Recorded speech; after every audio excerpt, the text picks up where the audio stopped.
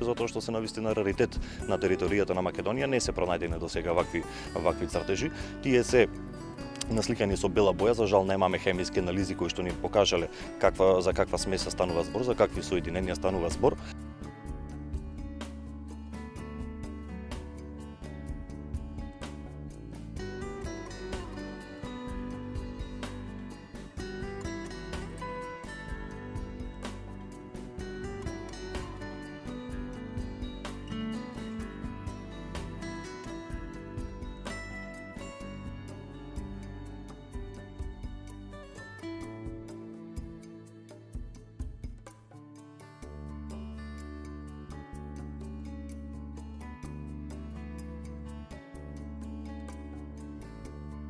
Интересно е што уште во 19-тиот век Јиричек и Хан, како патеписци кои што поминувале на овие простори, ги забележале луѓето, локалното население му го напоменале постоењето на овие цртежи, тие ги забележале во своите книги, во своите публикации.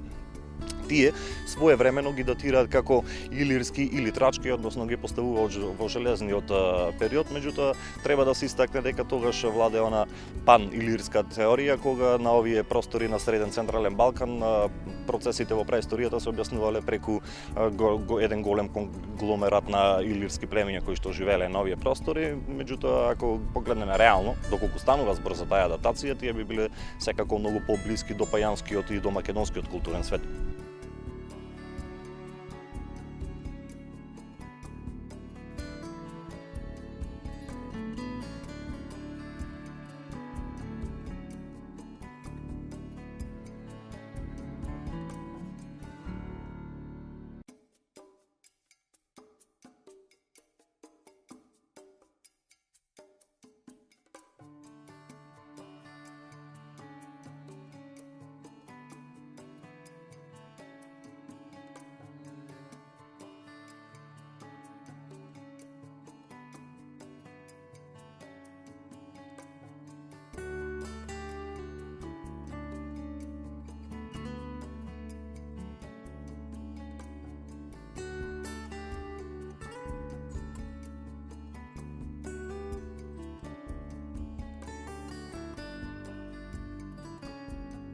Покрај тоа што се познати во 19-тиот век, во 80-тите години во оној истражувачки и конзерваторски проект, македонско-полски проект, тие се најавуваат како сензационално откритие своевремено и добиваат навистина голем одзив во своевремените југословенски весници, се објавени уште во наредниот ден, кога се објавуваат во неколку десетици весници се објавуваат за постоењето на овие цртежи.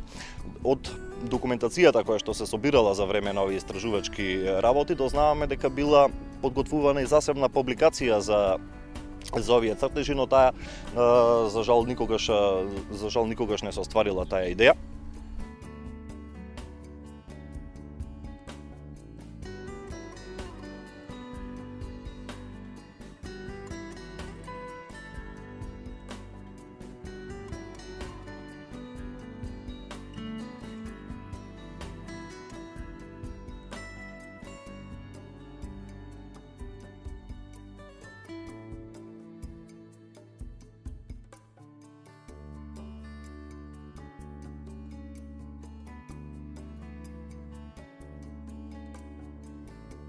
Меѓутоа, што е интересно за мене овде, каде да споменам нешто ново според мои согледби. Имаме тука два конјаници во фронт, кои што се како во напад кон животните, како некаков лов. И сега се потсетувам на информација од археолозите дека некаде во енеолитот, значи во 4-тиот милениум пред нашата ера, од север се документирано, значи констатирано дека дошле голема група на племиња, значи на конјаници со коњи, и тогаш домородното население се вели дека се повлекло во повисоките делови, на врвовите на планините, на некои платоа, околу некои интересни места, како што и ова на Маркови кули. И сега тоа многу ме потсетува, значи, на тој период на енеолитот, 3.500 години пред наше рато време, кога се случува една подрастична промена, доаѓање на конјаници, значи можеби овдека во тоа време кој знае дали бил познат конјот како средство, како добиток кој што го користеле за разни намени, за јавање и така слично. Можеби токму од оние скитите од северо кои што дошле со тие во тие ограбувачки можеби походи, и тогаш ова некако со тоа можеме да го поврзиме.